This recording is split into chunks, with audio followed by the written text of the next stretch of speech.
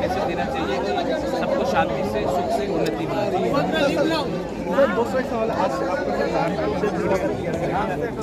एक मिनट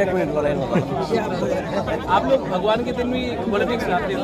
प्रतिमा भौमिक आई, विप्लव देव आए, सुदीप राय बर्मन आएगा, जितेंद्र चौधरी आएगा। आज के दिन पॉलिटिक्स को अलग रखो। पॉलिटिक्स इतना इम्पोर्टेंट नहीं है ज़िंदगी में। भगवान के दिन भगवान को ऊपर रखो, पॉलिटिक्स को आप समाज से नीचे रखो।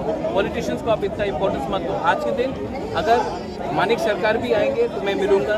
प्रतिभा भौमिक आई है, सुदीप राय बर्मन आएगा, बिरचित सिन्हा आएगा, जितेंद्र चौधरी आएगा, मैं सबसे मिलूंगा। इसमें पॉलिटिक्स में आप इतना इम्पोर्टेंस मत दो। ठीक है।